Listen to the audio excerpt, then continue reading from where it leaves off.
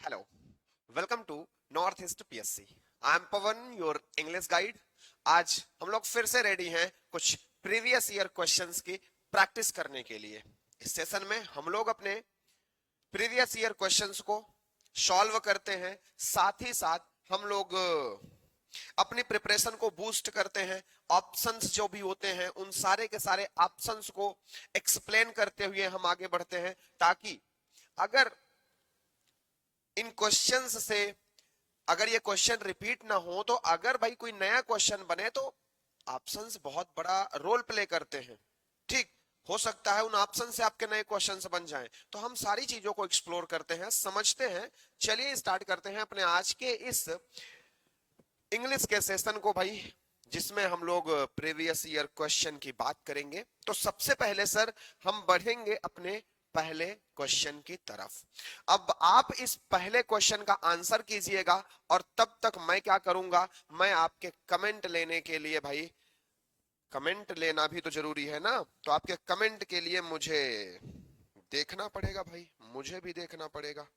तो बताइएगा, इस क्वेश्चन का आंसर दीजिएगा। चलिए, very very very very very welcome, welcome sir, welcome. चलिए इस क्वेश्चन का आंसर करिएगा आप। क्या होगा सर आंसर? I much. अच्छा, पहले कह क्या रहा है ये तो देख लो, क्या कह रहा है सर।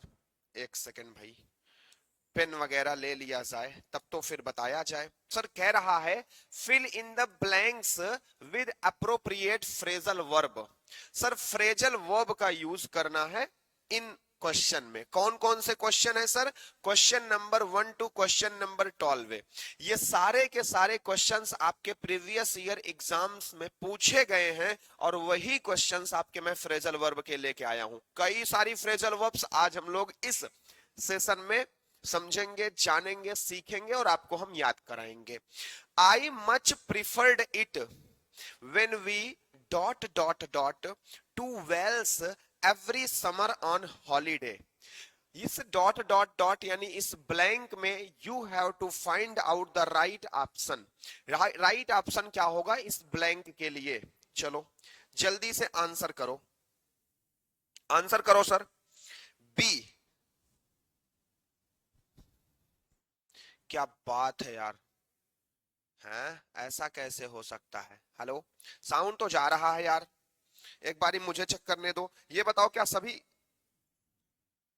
ऐसा क्यों झूठ क्यों बोल रहे हो कि साउंड नहीं आ रहा है? साउंड जा तो रहा है भैया, सभी को साउंड। भैया आई एम ऑडिबल, ये बताओ ऑडिबल हूं ना? वॉइस क्लियर है ना? मेरी तरफ से तो क्लियर है, आप एक बारी कंफर्म कर दो। बी, बी, सी, ए, सभी के आंसर डिफरेंट डिफरेंट क्यों हो रहे हैं जी? सारे के सारे लोग आंसर दीजिएगा। रूल सबको पता है सेशन का रूल क्या है सर? आए ना आए अपने अनुसार आंसर करना है, नहीं आएगा तो सीखेंगे, आएगा तो कॉन्फिडेंस बूस्ट होगा। सर यहाँ पे अगर हम कहेंगे आई मच प्रिफर्ड इट, मुझे बहुत पसंद था। वेन वी, जब हम हॉल गर्मी की छुट्टियों पर वेल्स जाया करते थे, हर एक गर्मी की छुट्टी पर वेल्स जाया करते थे, तो ये मुझे बड़ा ही अच्छा लगता था। सर ये प्रिफर्ड पास्ट है, और अगर हम लोग पास्ट की हैबिट को दिखाना चाहते हैं, क्या दिखाना चाहते हो आप सर? पास्ट की हैबिट दिखाना चाहते हो तो हमेशा याद रखना, पास्ट की हैबिट दिखाने के लिए यूज्ड टू का यूज किया जाता है। किसका यूज किया जाता है? आप कहोगे सर यूज्ड टू का यूज किया जाता है, तो हम कहेंगे I much preferred it when we used to go Wales every morning on holiday। बोलो, right answer is B. Were use to going नहीं होगा। I much preferred it when we used to go to Wales every summer on holiday. जब भी आपको past habit दिखानी है, समझो, सुनो, एक समझाओ, मैं समझा रहा हूं। देखो, जैसे मैंने कहा कि मैं पूजा किया करता था, मेरी हैबिट है, हैबिट नहीं है, हैबिट थी, मैं पहले पूजा करता था। ये मेरी हैबिट थी। और ये मेरी कैसी हैबिट है, मतलब ये है कि भाई अब पूजा नहीं करता, पहले पूजा करता था, मेरी पास्ट की हैबिट है। और पास्ट की हैबिट दिखाने के लिए मैं कहूंगा I used to worship, I used to worship. जैसे मैं कहूं कि मैं मैच खेला करता था, मतलब सर अब नहीं खेलता, पहले खेलता था, डेली खेलता था, मेरी हैबिट है। और हैबिट को दिखाना है पास्ट की, तो मैं कहूंगा I used to play cricket, I used to play cricket. समझ में आया? बोलो, समझ में आया? तो whenever you have to describe your past habit, you have to use used to।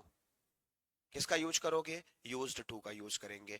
गलती तो नहीं करोगे अब जी? बिल्कुल गलती नहीं करना। नेक्स्ट क्वेश्चन क्या है सर? नेक्स्ट क्वेश्चन अपना क्या कह रहा है बताओ सर? नेक्स्ट क्वेश्चन कह रहा है your teacher called me today, तुम्हारे टीचर ने आज मुझे बुलाया, एंड सेड दैट, और उन्होंने कहा कि you blank in the playground again, तुमने प्लेग्राउंड में फिर से कुछ कर दिया। क्या कर दिया? You had been fighting in the playground again, you used to fight in the playground again, you have fought in the playground again, you would fight in the playground again. जल्दी से आंसर करिए, जितनी जल्दी आप answer कर सकते हो उतनी जल्दी आंसर करिए। क्लियर है ना? चलो ठीक है, ठीक है जी। वेरी गुड आफ्टरनून सभी हमारे चैंपियंस को बहुत बहुत, क्या बोले, कुछ नहीं, चलो इसका आंसर करो ना। चलो बोलो, your teacher called me today, तुम्हारे टीचर ने आज मुझे बुलाया। सर देखो, पहली बात तो ये, सर हैव फॉट नहीं हो सकता। क्यों? इतने कॉन्फिडेंस से कैसे कह सकते हो हैव फॉट नहीं हो सकता? इसलिए कह सकता हूं कि जब अपना मेन क्लास पास्ट में होता है तो भैया उस क्लास के बाद जो सबऑर्डिनेट क्लास आता है ना, वो भी पास्ट में रहता है। मेन क्लास पास्ट में है तो सबऑर्डिनेट क्लास भी पास्ट में रहेगा, और ये हैव फॉट नहीं हो सकता। और सर वुड फाइट का यूज कंडीशन के लिए किया जाता है, और ये कंडीशन तो नहीं दिखा रहा है, इसलिए वुड फाइट भी नहीं होगा। यूज्ड टू फाइट, सर फिर से प्लेग्राउंड में, सर यूज्ड टू का प्रयोग तो हम हैबिट दिखाने के लिए करते हैं ना, और अगर हम हैबिट दिखाने के लिए करते हैं तो तुमने फिर से प्लेग्राउंड में लड़ाई किया, हैबिट नहीं है, पास्ट की हैबिट नहीं है। हैबिट उसे कहते हैं जो रोज होता है, और अगर पास्ट की हैबिट नहीं है तो ये भी नहीं सही होगा। So sir correct answer would be A. Very good, very good. जिस सभी पीवाईक्यू कराई जाएगी, सभी क्लासेस सभी सब्जेक्ट की पीवाईक्यूज कराई जाएंगी, डोंट वरी, ठीक है ना? चलो very good, had been fighting होगा। सब बस रॉबर्ट कार्लोस ने अपना आंसर सबसे पहले दे दिया था भाई, तो हमारे रॉबर्ट कार्लोस की बात ही मतलब क्या ही कहे ना, मतलब एकदम सुपर फास्ट। चलो हैड बीन क्यों होगा सर? क्योंकि भैया अगर आपका ये क्लास पास्ट में है तो इसको भी पास्ट में रखो, और हैड बीन वर्ब की आईएनजी फॉर्म बिल्कुल सही है। यूज्ड टू पास्ट हैबिट दिखाएगा, have fought past perfect present perfect है, यहां पे पास्ट का सेंटेंस होना चाहिए, इसलिए ए अपना राइट आंसर हो जाएगा। क्यों जी? हो जाएगा। किसी को कोई डाउट है? आप दिया था। हाँ हाँ हाँ हाँ हाँ, ऐसी बात है क्या? ऐसी बात है क्या? मैं चेक कर लेता हूं जी। यार मुझे तो आया नहीं था ना जी, आपसे पहले। देखो ऐसी बात नहीं है, आप सेकंड नंबर पे हो, आप सेकंड नंबर पे हो, ठीक है ना? सैम, सैम आप सेकंड नंबर पे हो। चलो चलो आगे। What time does this afternoon's match blank? ओ फ्रेजल वर्ब है बाबू भैया, make off, take off, set off, kick off. बताओ what time does this afternoon's match, make off होगा या टेक ऑफ होगा, या सेट ऑफ होगा या किक ऑफ होगा? बताओ जल्दी से, आंसर जल्दी करो। Kick off. अरे वाह सोनू जी, गजब, शाबाश, यू रॉक्ड। आपने तो इस क्वेश्चन की बिल्कुल इज्जत ही नहीं करी, मतलब एकदम से ले लिया आपने। What time does this afternoon match kick off? देखो, जब कभी भी कोई स्पोर्ट गेम, जब कभी भी कोई स्पोर्ट मैच स्टार्ट करने की बात आती है, कोई स्पोर्ट मैच को स्टार्ट स्टार्ट किया जाए, लेकिन क्या स्टार्ट किया जाए सर? स्पोर्ट मैच स्टार्ट किया जाए तो हमेशा किक ऑफ का यूज करते हैं। चलो बाकी को समझाया जाए, बताओ क्या कहते हो? बाकी जो हमारे रिमेनिंग ऑप्शंस हैं उनको समझाया जाए क्या? सर देखिए, किक ऑफ का मतलब तो हमको पता चल गया, मेक ऑफ का मतलब क्या होता है आप कहोगे सर? बताओ जल्दी से, मेक ऑफ का मतलब पता है? बताओ जल्दी से। डी, हाँ very good, D is the right answer, D is the right answer. सुनो, मेक ऑफ का मतलब होता है स्केप। जब आप किसी भी सिचुएशन से कहीं से भागने का प्रयास करते हैं या भाग जाते हैं तो वहां से मेक ऑफ का यूज होता है। टेक ऑफ तो सबको पता है सर, डिपार्चर एयरप्लेन का, एयरप्लेन का डिपार्चर क्या होता है? Take off. कहते हैं ना प्लेन टेक ऑफ कर गई है, तो एयरप्लेन डिपार्ट हो चुकी है, तो इसके लिए टेक ऑफ का यूज किया जाता है। और सेट ऑफ का प्रयोग कहां करते हो? तो आप कहोगे सर जब हम कोई जर्नी स्टार्ट करते हैं। क्या स्टार्ट करते हैं सर? सर जब हम कोई जर्नी स्टार्ट करते हैं तो हम सेट ऑफ का यूज करते हैं। फुटबॉल खेलता हूं सर, अरे वाह, तभी तो आपने इस मैच, इस क्वेश्चन को भी फुटबॉल समझ करके उड़ा दिया ना, किक कर दिया।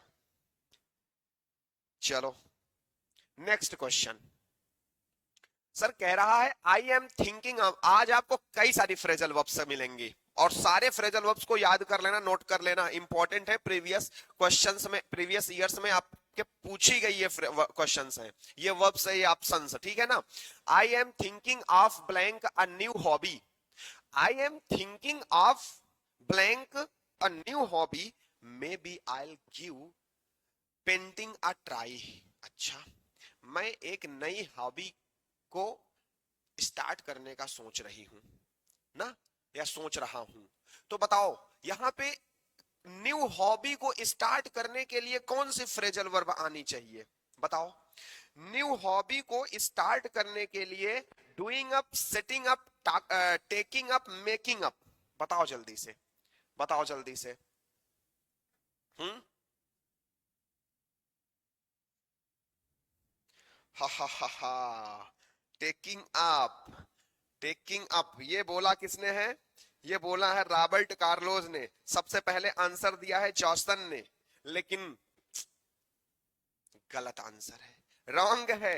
जितने लोगों ने ए बोला गलत है भाई, इनकरेक्ट है। राइट आंसर डी नहीं है, राइट आंसर बी नहीं है, राइट आंसर हमारे कार्लोस जी ने सही दिया है, कार्लोस जी का सही आंसर है, और लूसी जी का राइट आंसर है। राइट आंसर आपका टेकिंग अप होगा। सर देखो, जब कभी हम किसी भी नई एक्टिविटी को, to start a new hobby या फिर इंटरेस्ट, जब हम कभी कोई नई हॉबी या नए इंटरेस्ट को स्टार्ट करना चाहते हैं तो उसके लिए जो फ्रेजल वर्ब यूज होती है वो टेकिंग अप का यूज करते हैं। किसका यूज करते हैं सर? टेकिंग अप का use. No no no no no problem, answer करो, सीख तो जाओगे ना अब तो ध्यान में रहेगा ना कि to start a new hobby. Making up का यूज कब करते हैं सर? तो मेकिंग अप का यूज आप कह सकते हो जैसे हम कभी क्या करते हैं, बहाने बनाते हैं, एक्सक्यूजेस बनाते हैं, तो एक्सक्यूज बनाने के लिए हम लोग मेकअप का यूज करते हैं। या कह लो कि भैया हम क्या करते हैं, कभी कभी मनगढ़ंत कहानियां बना लेते हैं, तो जो मनगढ़ंत कहानियां बनाते हैं उसके लिए मेकअप का प्रयोग करते हैं। मेकअप का प्रयोग समझौते के लिए, रिकॉन्सिल के लिए भी किया जाता है, ठीक है? किसके लिए कर सकते हैं सर? तो आप कहोगे रिकॉन्सिल के लिए भी किया जाता है, रिकॉन्सिल के लिए भी किया जाता है। और बताओ, और डूइंग अप का यूज, रिकॉन्सिल, डूइंग अप का यूज कहां करते हैं पता है? पता है, कोई चीज को रिपेयर करने के लिए, कोई चीज को रिपेयर करने के लिए, या फिर क्या कह सकते हैं, एक सेकेंड, क्या क्या बोलते हैं उसको यार, रिपेयर करने को और एक वर्ड से बोला जाता है ना उसको, मुझे याद नहीं आ रहा, बोलो बोलो बोलो बोलो बोलो, अरे यार रिपेयर करने के लिए, हाँ, या फिर आप कह लो रीडेकोरेट करने के लिए, किसी चीज को रीडेकोरेट करने के लिए, ठीक है, किसी चीज को रीडेकोरेट करने के लिए या रिपेयर करने के लिए यूज करते हैं। और सेटिंग अप का यूज कब करते हैं, तो आप कहोगे सर सेटअप का यूज तो नॉर्मल सी बात है भाई, इस्टेब्लिश अ बिजनेस, जब आप कोई बिजनेस को इस्टेब्लिश कर देते हो तो उसी को कहते हैं सेटअप करना। क्या कहना, सेटअप करना, कोई चीज को सेट कर देना। बोलो याद रख लोगे, नोट कर लेना, याद रख लेना, एक भी यहां से छूटेगा नहीं, आपको आपके एग्जाम में कोई ना कोई मिल जाएगा जो आपकी हेल्प कर देगा। ठीक है, आओ नेक्स्ट क्वेश्चन की बात करते हैं। Sir I can not afford to blank on another foreign holidays this year. लो भाई, कह रहा है आई कैंट अफोर्ड, मैं अफोर्ड नहीं कर सकता इस साल कोई दूसरे फॉरेन हॉलीडेज के खर्च को, कोई दूसरे फॉरेन हॉलीडेज के खर्च को हम अफोर्ड नहीं कर सकते इस साल। तो बताओ बताओ यहां पे राइट फ्रेजल वर्ब क्या होगी, कंपनसेशन। हाँ चलो बताओ राइट फ्रेजल वर्ब क्या होगी सर, बोलो जरा बोलो, क्या होगी, बोलो बोलो बोलो सर, सुनो सुनो, जब हम यहां पे राइट फ्रेजल वर्ब की बात करेंगे तो भैया हो जाएगा आपका क्या क्या क्या, सेट आउट नहीं, splash out, take out, give out. Sir splash out, जब हम किसी भी चीज पर पैसे खर्च करते हैं, क्या खर्च करते हैं, पैसे खर्च करते हैं, तो उसके लिए जो फ्रेजल वर्ब यूज होती है स्प्लैश आउट यूज होती है। राइट आंसर बेटी बी ने दिया है। सैम जी फिर से गलती किए हो, बाबू भैया ऐसी गलती ना होनी चाहिए, मुझे पता है फ्रेजल वर्ब है, बहुत मुश्किल से याद होती है, बट याद तो करना पड़ेगा, याद तो करना पड़ेगा, और अभी ही याद करना शुरू कर दो। स्प्लैश आउट का मतलब क्या होता है sir, spend a lot of money, जब आप पैसे खर्च करने की बारी आती है तो स्प्लैश आउट का यूज किया जाता है। सर बहुत सारे बच्चों ने बोला है कि भैया क्या होना चाहिए, सी होना चाहिए, सी का मतलब टेक आउट, टेक आउट का मतलब जानते हो क्या होता है, टेक आउट का मतलब होता है रिमूव समथिंग, जब आप कोई चीज को रिमूव कर देते हो, हटा देते हो, तब टेक आउट का यूज किया जाता है। गिव आउट का मतलब होता है डिस्ट्रीब्यूट करना, क्या करना, डिस्ट्रीब्यूट करना। और सेट आउट का मतलब किसको पता है, कौन बताएगा सेट आउट का मतलब क्या होता है, बोलो जरा बोलो, क्या होता है सेट आउट का मतलब, स्टार्ट अ जर्नी, क्या होता है, स्टार्ट अ जर्नी। याद रखना सेट आउट का भी प्रयोग स्टार्ट अ जर्नी के लिए किया जाता है, और साथ ही साथ आप कह सकते हो भैया कि जो सेट ऑफ है, इसके पहले पढ़ाया था मैंने, क्या पढ़ाया था, सेट ऑफ। तो सेट ऑफ और सेट आउट दोनों का प्रयोग किसी जर्नी को बिगिन करने के लिए किया जाता है। ठीक है, याद रख लोगे इनको। डिस्ट्रीब्यूट करना भी होता है, या फिर इसके बदले में कई बार कोई चीज जब स्टॉप, कोई चीज अपना फंक्शन करना स्टॉप कर दे, यानी कोई चीज काम करना जब बंद कर देता है, उसके लिए भी गिव आउट का यूज किया जाता है। फर्स्ट टाइम सुना है ये फ्रेजल वर्ब, बहुत सारी चीजें फर्स्ट टाइम देखने को मिलेंगी, डोंट वरी। अगर अगर आपको बहुत सारी चीजें सीखने को आज मिल रही हैं, मुझे पता है आज आपके आंसर बहुत सारे गलत हो रहे हैं, मुझे पता है कि आज के आपके क्वेश्चंस बड़े हैं गजब के, लेकिन प्रीवियस ईयर क्वेश्चंस हैं, आपके एग्जाम में पूछे गए क्वेश्चंस हैं, तो हम ना कुछ कर सकते हैं ना आप कुछ कर सकते हो। मुझे सारे ऑप्शंस को इसलिए एक्सप्लेन करना पड़ रहा है कि भाई कोई एक ऑप्शन अगर हमारे एग्जाम में आ गया तो हम पहले से सीख लें। अगर आपको लग रहा है कि हाँ आज मुझे बहुत कुछ सीखने को मिल रहा है, तो भैया प्लीज सेशन को लाइक करके अपने फ्रेंड्स के साथ जरूर शेयर कर देना, और अपनी इंग्लिश को बेहतर तरीके से वंडरफुल वे में इंप्रूव करना चाहते हो, तैयार करना चाहते हो, तो नॉर्थ ईस्ट पीएससी में आपका स्वागत है। और नेक्स्ट क्वेश्चन भी आपके लिए तैयार है, कह रहा है if you need somewhere to stay, if you need somewhere to stay I can dot dot dot for a few days. अगर आपको कहीं पे भी रुकने की आवश्यकता है तो कुछ दिनों के लिए मैं व्यवस्था कर सकता हूं, कुछ दिनों के लिए मैं व्यवस्था कर सकता हूं। मैंने एलिमिनेशन मेथड, अरे वाह, एलिमिनेशन मेथड तो बेस्ट होता है। एलिमिनेशन मेथड से तो बहुत मजा आ जाता है, मतलब क्वेश्चन सॉल्व करना आसान हो जाता है। तो ये आपने बहुत बढ़िया किया, बेटी जी ने बहुत बढ़िया किया। चलो क्या होगा सर? सर होगा आई कैन, क्या कह रहे हो रॉबर्ट जी? कह रहे हैं set you up, set you up. I can set you up for a few days, I can get you up for a few days, I can take you up for a few days, I can put you up for a few days। देखो अगर आपको यहाँ पे confusion हो रहा है तो आप इन यू को थोड़ी देर के लिए भूल जाओ। अब आपको प्रॉपर फ्रेजल वर्ब दिखाई पड़ रही है, set up, get up, take up, put up. अब आपको प्रॉपर फ्रेजल वर्ब दिखाई दे रही है? जी हाँ दिखाई दे रही है। चलो बताओ सेटअप का यूज कहां होगा? सारे लोग कह रहे हो ना सेटअप का यूज कर लो। ये बताओ सेटअप का यूज तो अभी अभी हमने कहा था, सेटअप का यूज तो अभी अभी हमने कहा था इस्टेब्लिश करने के लिए होता है। कोई भी बिजनेस वगैरह को इस्टेब्लिश करना है तो हम सेटअप का यूज करते हैं। तो भैया ये बताओ एक कैसे सही हो सकता है? हम उसको कुछ दिनों के लिए कहीं पे रहने की व्यवस्था कर रहे हैं। सर गेटअप नहीं हो सकता क्योंकि गेटअप का मतलब होता है वेकअप, जगना।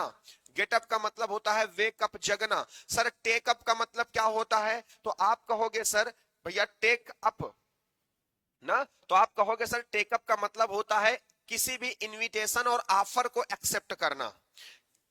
क्या कहना? ACCEPT, एक्सेप्ट ऑफर, या आप कह लोगे एक्सेप्ट इनविटेशन। जब आप किसी भी ऑफर या इनविटेशन को एक्सेप्ट करते हैं तो टेकअप का यूज करते हैं। सर यहां पे राइट आंसर आपका होगा पुट अप। पुट अप का मतलब होता है कि भैया किसी को provide, provide accommodation, provide accommodation. ठीक है, किसी को एकोमोडेशन प्रोवाइड करना, किसी को रहने की जगह प्रोवाइड करना, बट टेम्परेरी। बट याद रखना, बट याद रखना टेम्परेरी। जब आप किसी को टेम्परेरी कहीं पे रहने की जगह प्रोवाइड करते हो, किसी के रहने की व्यवस्था करते हो टेम्परेरी, तब आपको यूज करना होता है क्या? पुट अप का।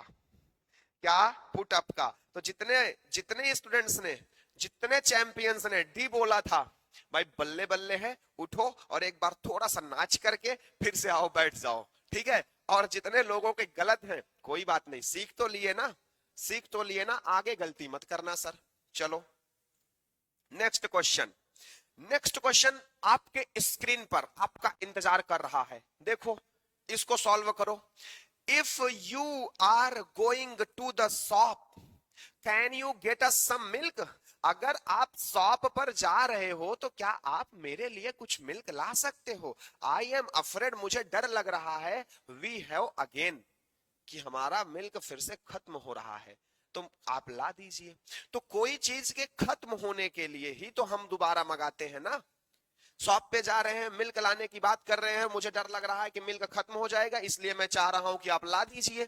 तो बताइए यहां पे राइट फ्रेजल वर्ब क्या होगी? Grown out, taken out, gone out, run out. बोलो। रन आउट, अरे वाह, T is the right answer, very good. यहां तो सभी ने कमाल कर दिया। आशुतोष यादव जी, काहे ऐसा कर रहे हो? हाँ, काहे ऐसा कर रहे हो भाई साहब? गलत आंसर क्यों कर रहे हो? सुनो, जब कोई चीज खत्म हो जाती है तो रन आउट का यूज करते हैं, ठीक है ना। जब कोई चीज खत्म हो जाती है, किसी चीज की सप्लाई खत्म हो जाती है, या हमारे पास कोई चीज थी और अब वो कम हो रही है या कम हो गई या खत्म हो गई, तो रन आउट का यूज करते हैं। ग्रोन आउट का प्रयोग कहां करते हैं? सर ग्रामर बहुत वीक है मेरा। भाई ग्रामर वीक है ना, तो ग्रामर मैं गारंटी ले सकता हूं, अगर आप अपना बेस्ट दो तो मैं आपका ग्रामर बिल्कुल इंप्रूव करवा सकता हूं, बहुत ही वंडरफुल वे में। लेकिन इसके लिए आपको आना पड़ेगा नॉर्थ ईस्ट PSC। और बेस्ट वे में, वंडरफुल वे में और गजब के तरीके से, मतलब इंटरेस्टिंग तरीके से हम पूरे ग्रामर को इंप्रूव कर सकते हैं। ठीक है, आओ यहां पे बात करने हैं ग्रोन आउट की। सर देखो, आप जब बात करोगे ग्रोन आउट की, तो ग्रोन आउट का यूज कहां होता है? आप कहोगे सर कि ग्रोन आउट का यूज होता है जब हम इतने बड़े हो जाए कि किसी चीज में फिट ही ना हो। टू बिग टू फिट, क्या बोलोगे? Too big to fit somewhere, too big to fit somewhere. जब आप इतने बड़े हो जाओ कि कोई कपड़ा आपने लाया या आपका कोई पुराना कपड़ा है, बट आप इतने बड़े हो गए हो कि आप उसमें फिट ही नहीं हो रहे हो, तो आप बोलोगे कि I am grown out, I am grown out. ठीक है, टेक आउट का यूज कहां होता है? तो सर टेकन आउट का यूज करने के लिए भैया हम जानते हैं, टेक आउट कोई चीज को रिमूव करना, टेक आउट। और गॉन आउट का मतलब होता है लीव हाउस। जब आप अपना हाउस या घर छोड़ देते हो तो उसके लिए गॉन आउट का यूज करते हैं। राइट आंसर डी हो जाएगा। ठीक है ना? चलो नेक्स्ट क्वेश्चन। चलो क्वेश्चन नंबर 8 कह रहा है, how are you blank with your new neighbours? How are you blank with your new neighbours, are they okay? आप अपने नए नेबर के साथ में कैसा रिलेशन रखे हो? क्या वो ठीक ठाक है आपके साथ? तो बताओ भाई, राइट फ्रेजल वर्ब क्या होगी? आंसर जरूर करना, गलत कर रहे हो या सही कर रहे हो it doesn't matter, but answer matter करता है। आंसर करोगे तो सीखोगे ज्यादा अच्छे से, इसलिए गलती करने से ना जल्दी सीखते हैं हम, इसलिए मैं कहता हूं आंसर करो, गलती करो बट दोबारा ना करना बस। ठीक है, आप इसका आंसर करो भाई, आप इसका जल्दी से आंसर कर डालो तो।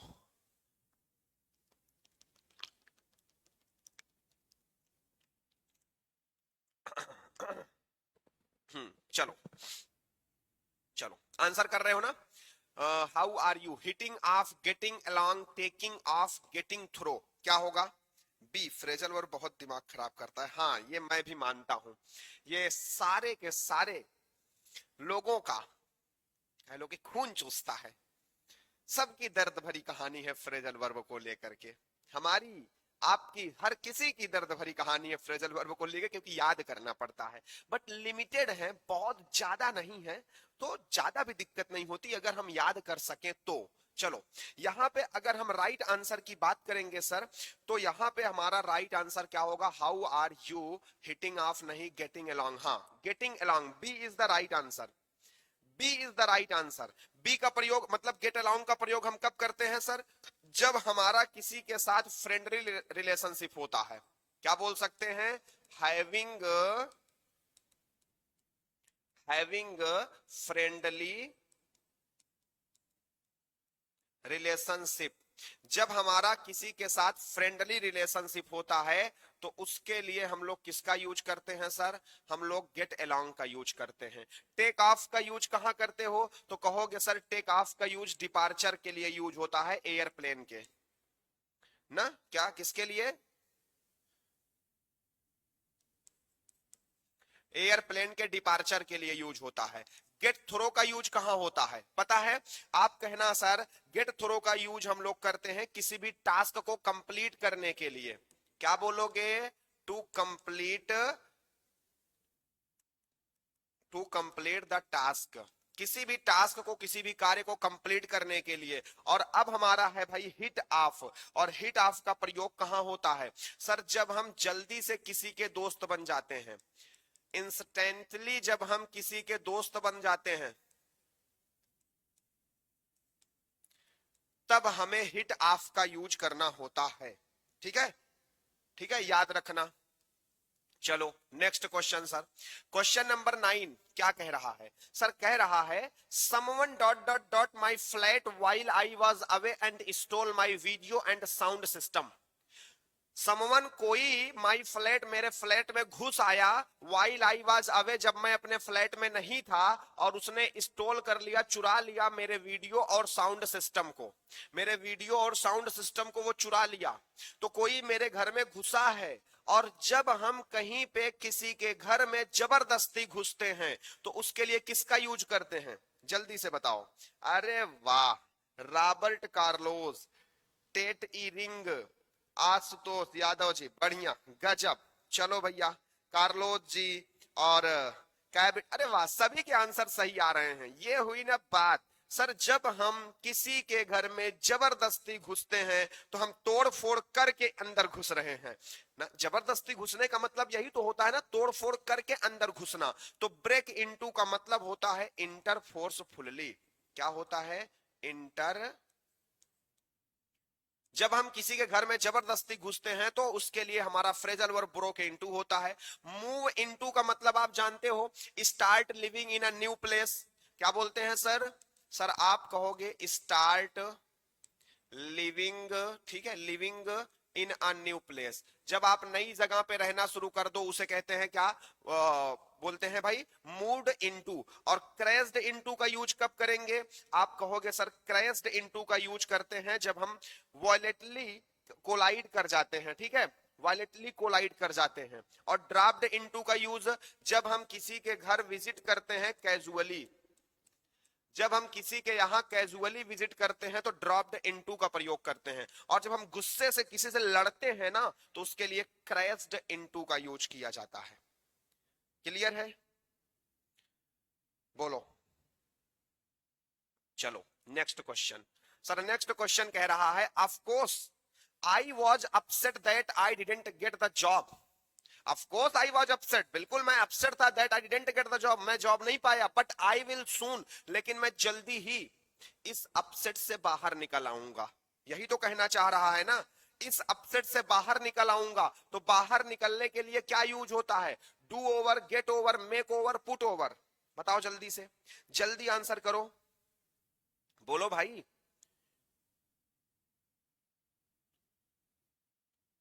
बोलो बोलो बोलो बोलो बोलो। Put over. अरे कोई नहीं मार्कोस, कोई नहीं, सीख तो रहे हो ना। अब कभी मिलेंगे तो सही होगा ना। नोट करते चलो, आज सारी फ्रेजल वर्ब का लिस्ट बना लो। आज बहुत सारी फ्रेजल वर्ब सीख जाओगे और इनको रट डालना, ऐसा रट डालना कि कभी और दिखे ना तो आंसर सही हो जाए। बस इतना कर लो, बस इतना। चलो बताओ, right answer B C, get over. Get over होगा, बिल्कुल सही है। जब हम किसी चीज से रिकवर होते हैं, जब हम किसी इलनेस से, किसी सैडनेस से, डिस्प्रेशन से, डिसअपॉइंटमेंट से रिकवर होते हैं ना, उसके लिए गेट ओवर का यूज करते हैं। डू ओवर का मतलब होता है कोई चीज को रिपीट करना, कोई एक्शन को, कोई काम को क्या करना? रिपीट करना। मेक ओवर का मतलब होता है भाई चेंज करना किसी का अपीयरेंस, चेंज करना किसी का क्या? Change the appearance, change the appearance. इसी को हम लोग और क्या कह सकते हैं भैया? तो आप कहोगे सर कि मेक ओवर को हम रिनोवेट भी कहते हैं। क्या कहते हैं? रिनोवेट, किसी चीज को रिनोवेट करना, मेक ओवर। और पुट ओवर का यूज कहां होता है? तो भैया कहोगे कि पुट ओवर का यूज सक्सेसफुली जब हम किसी से कम्युनिकेट कर लेते हैं, किसी से सक्सेसफुली कम्युनिकेट कर लेते हैं तो वहां पे हम पुट ओवर का यूज करते हैं। ठीक है, चलो यहां तो बहुत सारे आंसर सही थे आपके। Next, if you are thinking of selling your house, अगर आप सोच रहे हो अपना घर बेचना, यू शुड ब्लैंक फर्स्ट, तो आपको सबसे पहले अपने घर को क्या कर देना चाहिए? भैया बेचना सोच रहे हो तो अपने घर का बढ़िया से रिपेयर करवा दो, you will get a better price, तभी आपको बेटर प्राइस मिलेगी। तो जब अपने घर को क्या करोगे भैया? पहले रिनोवेट करोगे, अपने घर को बढ़िया से रिपेयर कर दोगे, तभी आपको बेटर प्राइस मिलेगी। तो डू अप होगा, ड्रीम अप होगा, मेकअप होगा, मेक आउट होगा। जल्दी से बताओ राइट आंसर क्या होगा? बोलो बोलो बोलो बोलो बोलो।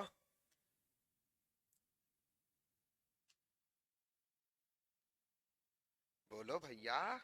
सी, मेकअप।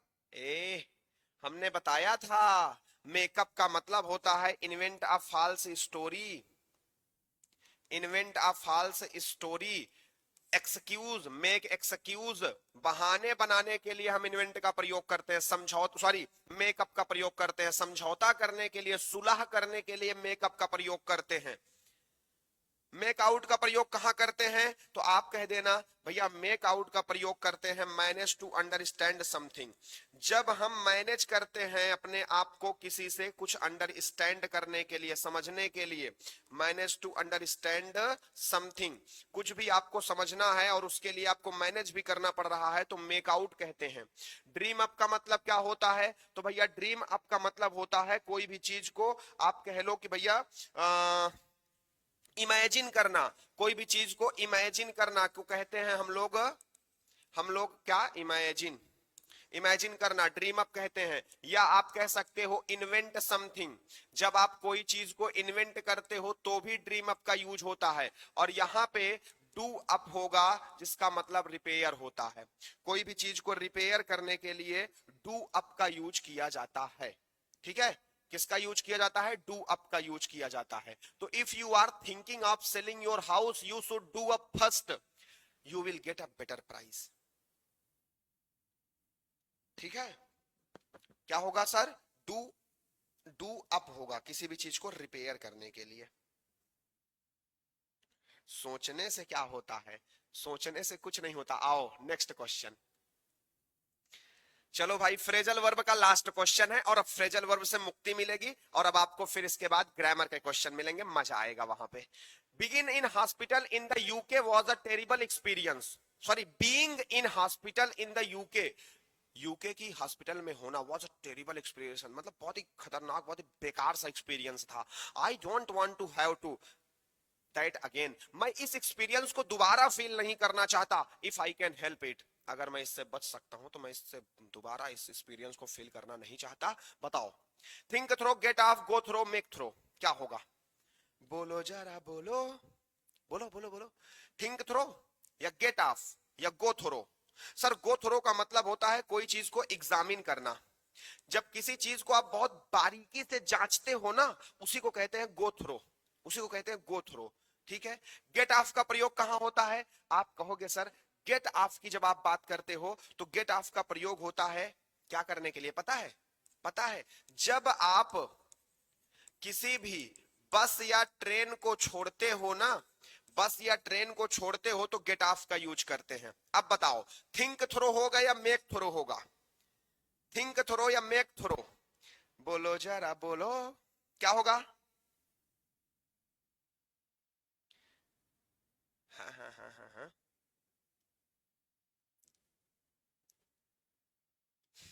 बोल दो।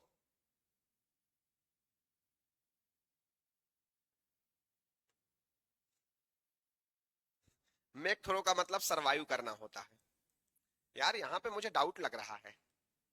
थिंक थ्रो का मतलब होता है consider a fact, consider a fact, जब आप किसी फैक्ट को कंसीडर करते हो तब थिंक थ्रो का यूज होता है। तो फिर यहाँ पे और क्या होगा सर? सर यहाँ पे ना गो थ्रो का एग्जामिन करना तो होता है, साथ ही साथ experience, EXPERI, experience difficulty, experience bad situation, इसके लिए भी गो थ्रो का यूज होता है, इसके लिए भी गो थ्रो का यूज होता है। कंसीडर अ फैक्ट, जब किसी फैक्ट या किसी तथ्य पर आप विचार करते हो तो उसके लिए थिंक थ्रो का यूज होता है। जब आप किसी बस या ट्रेन को छोड़ते हो तो गेट ऑफ का यूज होता है। जब आप अपने जीने का सरवाइव करते हो तो मेक थ्रो का यूज होता है। और जब आप किसी चीज को बहुत बारीकी से जांचते हो, पढ़ते हो तो भी गो थ्रो होता है। और जब आप डिफिकल्टी को अनुभव करते हो तब भी गो थ्रो का होता है। तो हम इस डिफिकल्टी का फिर से अनुभव नहीं करना चाहते हैं, यही कहना चाह रहा है, इसलिए गोथरो होगा। बिल्कुल कार्लोस जी, गोथरो होगा। गोथरो के दो मीनिंग है, ठीक है। ऐसे बहुत सारे फ्रेजल वर्ब्स हैं जिनके दो दो मीनिंग होते हैं। जैसे आपका मेकअप है, रिकॉन्सिल होता है, आपका समझौता करना, सुलह करना होता है, बहाने बनाना होता है, फॉल्स स्टोरी जनरेट करना होता है, और भरपाई करना, किसी भी चीज की भरपाई करना, जैसे कुछ नुकसान हो गया उसकी भरपाई करना है तो उसके लिए भी मेकअप का यूज होता है। तो एक फ्रेजल वर्ब का कई सेंस में यूज होता है, तो इसलिए यहां पे ऐसा था सीन। चलो, अब आता है अपना 13 नंबर क्वेश्चन। अब अब 90% मेक थ्रो, हाँ देखो सुनो, मेक थ्रो भी सही है, मेक थ्रो भी सही है, लेकिन जब मेक थ्रो और गो थ्रो में से चूज करना होगा तो मेक थ्रो का मतलब होता है सरवाइव करना कहीं पे भी, और डिफिकल्टी डिफिकल्टी को एक्सपीरियंस करना गो थ्रो होता है। तो इसलिए गो थ्रो को हम लोग ज्यादा सही मानेंगे, और आपके क्या बोलते हैं, एग्जामिनर ने भी वही को सही माना है, आंसर की में भी वही सही बताया गया है, इसलिए हम उसी को सही मानेंगे। बाकी मेक थ्रो भी सही था अगर गो थ्रू ना होता तब। चलो, fill in the blanks with the correct preposition. आपको करेक्ट प्रीपोजिशन फिल करना है। The book shop is next to the bank. जो बुक शॉप है वो कहां है? बैंक के बगल है, बैंक के ऊपर है, बैंक के बीच में है, या बैंक के ऊपर है? बताओ।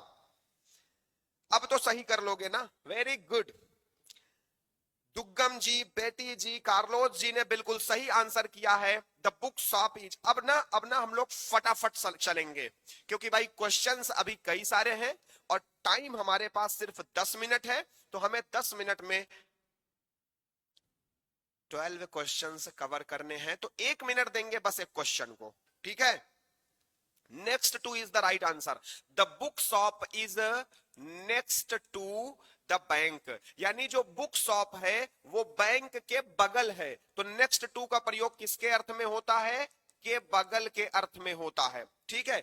बैंक के ऊपर हो नहीं सकता, बैंक के बीच में हो नहीं सकता, क्योंकि बिटवीन कब लगता? जब बैंक, मान लो द बैंक एंड स्कूल अगर होता, the bank and the school अगर होता, तो हम कह सकते थे the book shop is between the bank and the school, लेकिन यहां पे द स्कूल नहीं है, तो हम नेक्स्ट टू का यूज करेंगे। क्लियर है? याद रखोगे? चलो नेक्स्ट क्वेश्चन। सर कह रहा है there is a museum, the school. School में या स्कूल के अपोजिट या स्कूल के अंडर या स्कूल के ओवर म्यूजियम है? बताओ म्यूजियम कहां पर है? बोलो जरा बोलो, कहां पे है म्यूजियम? आप कहोगे सर जो म्यूजियम होगा ना वो कहां पे होगा? बोलो जल्दी से, आंसर करो भाई, फटाफट आंसर करना है, जल्दी जल्दी करो आंसर। अरे 14 में ए, इन ए, ये बताओ हमको। स्कूल में म्यूजियम होता है, स्कूल में म्यूजियम होगा। म्यूजियम तो संग्रहालय स्कूल में क्या करेगा? हाँ हाँ, स्कूल में नहीं हो सकता, स्कूल के अपोजिट हो सकता है। स्कूल मान लो इस साइड है, उस साइड म्यूजियम हो सकता है, लेकिन स्कूल में म्यूजियम क्या करेगा? A is the wrong answer है, ए नहीं होगा। There is a museum opposite the school. School के नीचे, स्कूल के ऊपर तो म्यूजियम होगा नहीं, स्कूल के अपोजिट में होगा, so right answer is B. Right answer क्या होगा? बी होगा। बहुत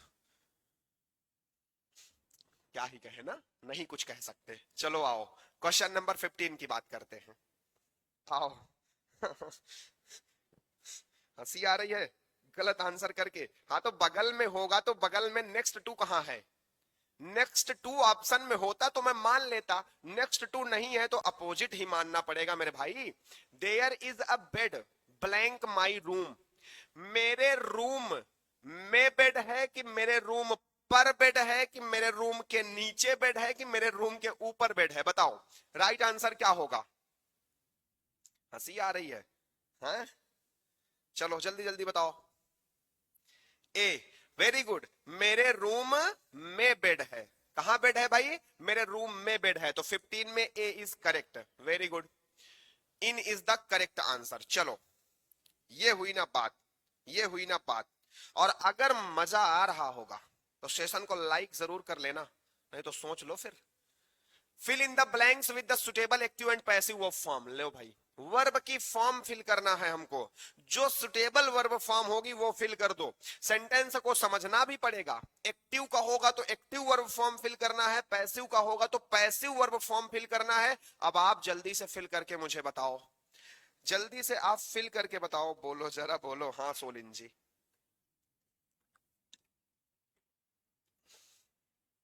हाँ हाँ हाँ हाँ, चलो बताओ, बोल दो ना जरा, आपको जो है पता, बताओ जल्दी से। The teacher blank the student for laying.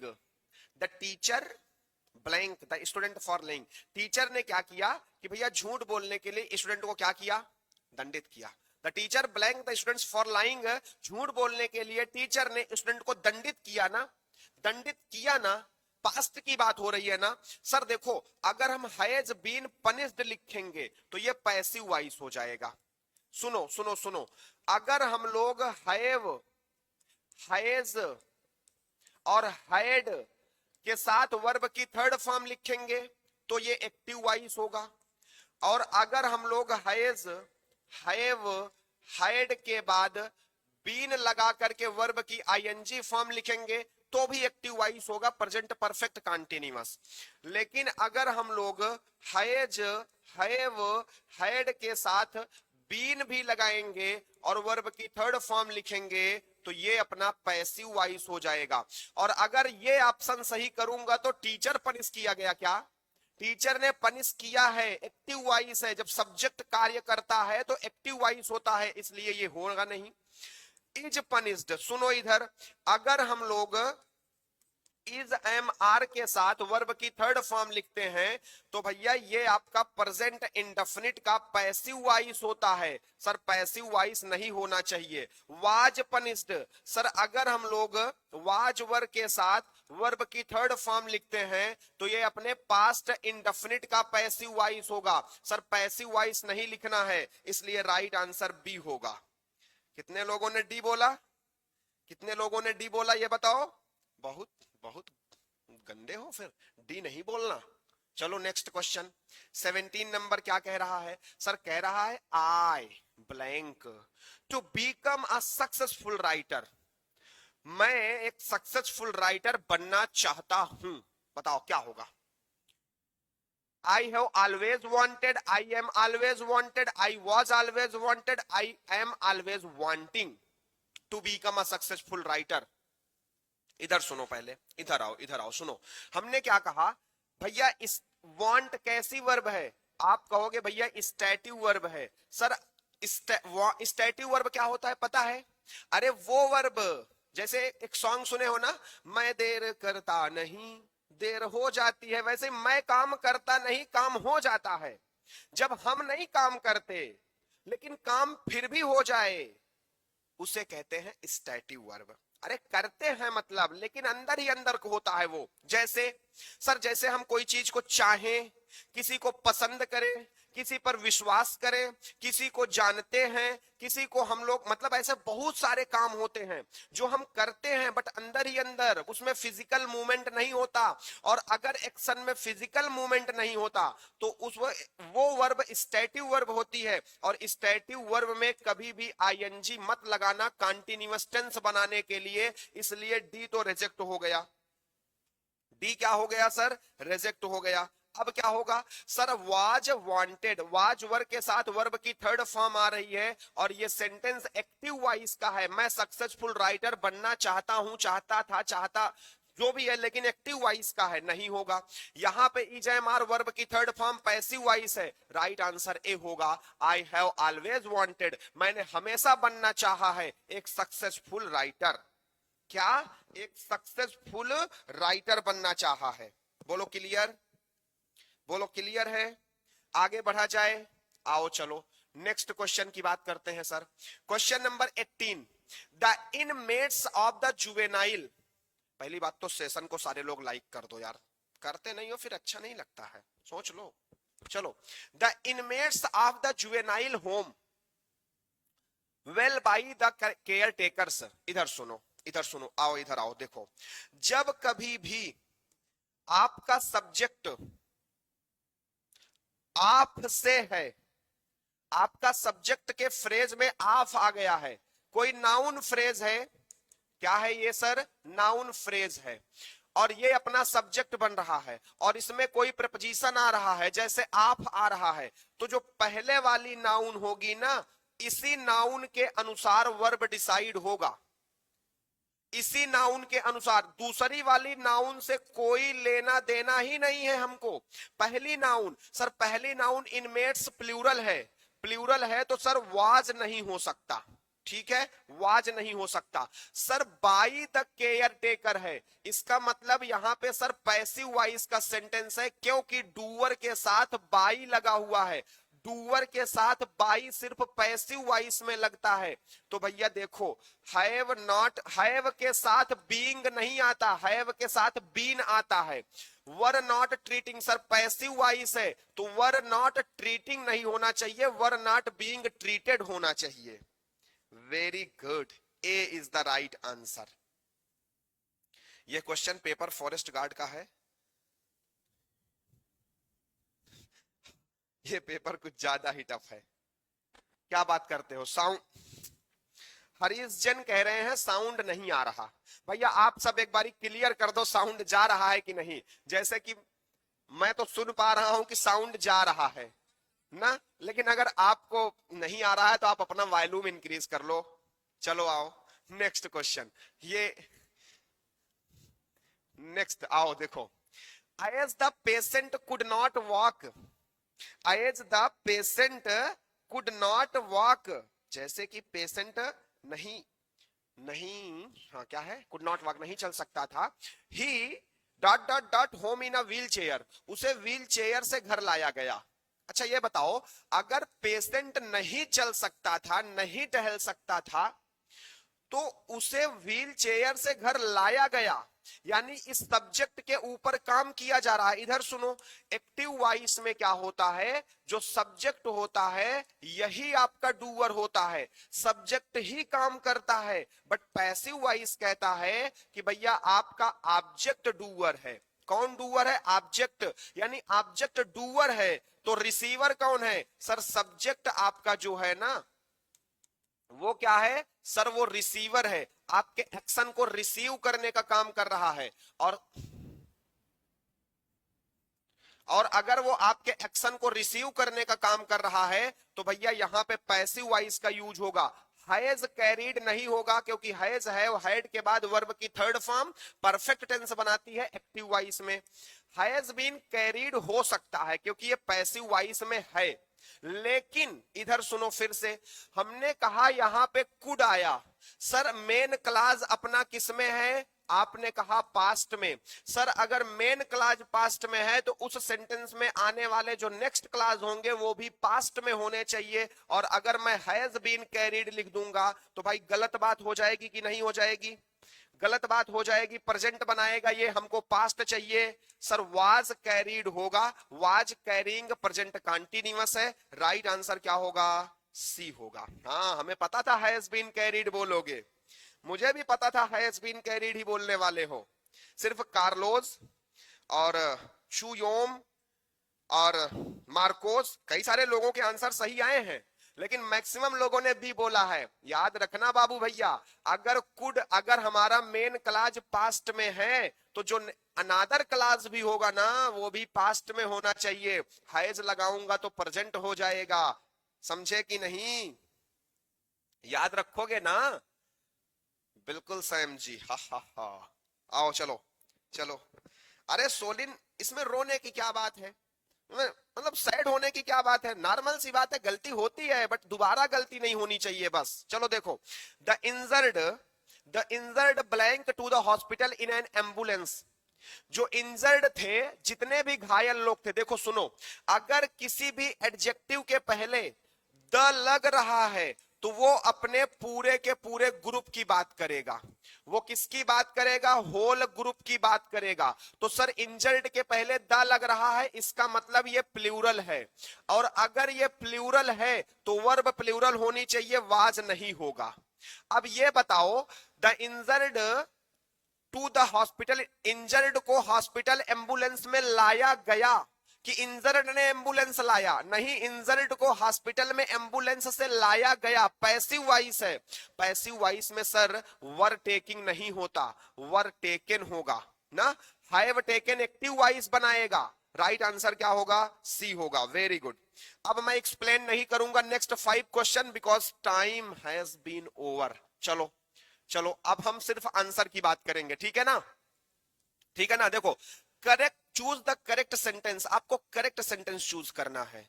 भैया करेक्ट सेंटेंस चूज करना है, आसान है। नीदर आर, गलत बात। नीदर के साथ नार, यार मैं सोचता हूं एक्सप्लेन ना करूं, लेकिन मन कहता है नहीं भैया, बच्चों को, हमारे चैंपियंस को सारी चीजें बिल्कुल पता होनी चाहिए। ईदर आर, और सर नॉट ओनली के साथ क्या आता है, बट आल्सो आता है। सर बोथ के साथ क्या आता है, एंड आता है। सर हार्डली और स्केर्सली के साथ क्या आता है, वेन आता है। सर नो सूनर के साथ क्या आता है, आप कहोगे सर देन आता है। तो यहां पे देखो नीदर है तो नार होना चाहिए, लेकिन यहां भी नार है। अब बी और सी कंफ्यूज कर रहे हैं, यहां पे आर है, बी और सी कंफ्यूज कर रहे हैं। ना कंफ्यूज नहीं होना। जब ईदर आर नीदर नार से आपके दो नाउन कनेक्ट होते हैं तो लास्ट नाउन डिसाइड करती है कि सब्जेक्ट कैसा होना चाहिए। सर लास्ट नाउन क्या है, neither the teacher nor the students. Students plural है, वर होना चाहिए। यहां पे स्टूडेंट्स प्लूरल है, वाज है। सी को कैंसल करेंगे और बी को क्या कहेंगे सर, राइट आंसर बोलेंगे। हाँ सी बोल रहे हो भैया, देखो स्टूडेंट्स प्लूरल है और प्लूरल वर्ब के साथ, सॉरी प्लूरल नाउन के साथ प्लूरल वर्ब आनी चाहिए। That's why C is incorrect and B is correct, students were. Clear, याद रखोगे। चलो नेक्स्ट क्वेश्चन, चलो भाई फटाफट आंसर करना, ठीक है। Choose the correct sentence structure with parallelism. Parallelism का मतलब यह होता है कि एक ही ग्रामर फॉर्म होना चाहिए, एक ही ग्रामेटिकल फॉर्मेट होना चाहिए। जैसे देखो, ही लाइक्स, रीडिंग जीरंड है, टू स्विम इन्फिनिटिव है, बाइकिंग जीरंड है। अगर एक जीरंड आया तो इसके बाद जितने भी वर्ब आए हैं सबको जीरंड होना चाहिए, तो ये पैरेललिज्म का फॉलो नहीं कर रहा। He likes to read, infinitive है, जीरंड है, फिर इन्फिनिटिव है, गलत बात है। He likes reading, swimming and biking, यहां पे देखो हमारे तीनों वर्ब जीरंड फॉर्म में है, तो ये आपका पैरेललिज्म के स्ट्रक्चर पर है। इसका मतलब ये C is correct, C is correct. Reading infinitive infinitive, gerund infinitive infinitive, incorrect है। चलो ज्यादा एक्सप्लेन नहीं करेंगे ना, क्योंकि टाइम अपना ओवर हो चुका है। Next question, choose the correctly punctuated sentence. Correctly punctuated कौन है, देखो, I bought apples oranges bananas. इधर सुनो, जब कभी भी लिस्ट बना रहे हो ना, तो सारे के सारे आर्टिकल के साथ कामा लगाना होता है और लास्ट वाले आर्टिकल के पहले एंड लगाना होता है। तो सर एप्पल्स, ऑरेंजेस, बनानाज ऐसा होना चाहिए था, गलत है भाई। I bought apples oranges bananas and grapes, यही सही लग रहा है। यहां पे बॉट के पहले काहे लगा दिया कामा, इनकरेक्ट हो गया। एप्पल, यहां पे कामा एप्पल्स के बाद लगाना चाहिए था, नहीं लगाया। B is the correct answer. क्या कहोगे सर, बी अपना करेक्ट आंसर है। चलो क्वेश्चन नंबर 24 क्या कह रहा है, कह रहा है choose the correct use of an infinitive. इस क्वेश्चन में ना एग्जामिनर ने आपके माइंड के साथ ऐसा खेला, दे दिया कि भैया इन्फिनिटिव का चूज करो, इन्फिनिटिव बनाओ, और सेंटेंस में पता है कैसी वर्ब लिख दिया, एंजॉय लिख दिया। याद रखना, एग्जामिनर ने ऐसा खेला यहां पे, भैया इंजॉय के साथ, अवाइल के साथ, ये कुछ ऐसी वर्ब्स हैं जिनके बाद सिर्फ जीरंड आता है, इन्फिनिटिव आता ही नहीं ग्रामर में इन वर्ब के साथ। तो इंजॉय के साथ गलती से भी, भूल कर भी इन्फिनिटिव नहीं लिखना। तो भैया राइट आंसर कौन होगा, C enjoys dancing, C enjoys dancing, C is the right answer. Very good, very good Carlos ji, बिल्कुल छा गए हो ना। चलो लास्ट क्वेश्चन अपना क्या कह रहा है, करेक्ट रिलेटिव क्लास बताओ। रिलेटिव क्लास वही होते हैं जिसमें रिलेटिव प्रोनाउन आपको देखने को मिलता है, हु, हुज, हुम और क्या, विच या फिर दैट। ये होते हैं रिलेटिव क्लास जिसमें आपको ये देखने को मिलता है। The boy who won the race is my cousin, सही तो है यार, इसमें तो कोई एरर नहीं लग रहा है। बॉय लिविंग है, लिविंग के लिए हु आया है, बिल्कुल सही है। बट और देख लो एक बार, the boy he, a back to back दो सब्जेक्ट आ रहा है, इनकरेक्ट, और कहीं पर रिलेटिव प्रोनाउन नहीं आई है। द बॉय विच, भैया बॉय लिविंग है, विच किसके लिए आता है? आप कहोगे सर नॉन लिविंग के लिए आता है, इनकरेक्ट है। द बॉय विनिंग, यहां पे पार्टिसिपल का यूज कर लिया इसने, और भैया हमको रिलेटिव क्लास चाहिए है, रिलेटिव प्रोनाउन यूज ही नहीं किया, सो राइट आंसर क्या होगा? ए हो जाएगा। Very good. चलो तो भैया आज का सेशन अपना यहीं पे होता है समाप्त। Thank you so much. मिलेंगे हम लोग नेक्स्ट सेशन में कुछ नए प्रीवियस ईयर क्वेश्चंस के साथ में। आपकी प्रिपरेशन को इसी तरह से बूस्ट करते रहेंगे, और अपना प्यार नॉर्थ ईस्ट पीएससी के साथ बनाए रखने के लिए बहुत बहुत thank you. Thank you so much for watching the session and being with me.